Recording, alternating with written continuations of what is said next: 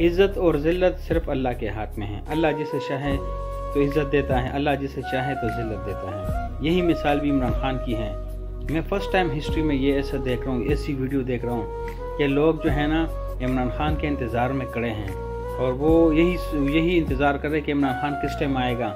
तो मैंने ये वीडियो देख ली तो बहुत ताज्जुब भी हुआ और बहुत हैरान भी हुआ कि अल्लाह ताला ने इमरान खान को इतनी इज़्ज़त दी है कि लोग सऊदीया का शहज़ादा और बड़े अमीर लोग जो है ना वो इमरान खान का इंतज़ार कर रहे थे। आप ये खुद वीडियो देख ले, आपको खुद अंदाज़ा हो जाएगा।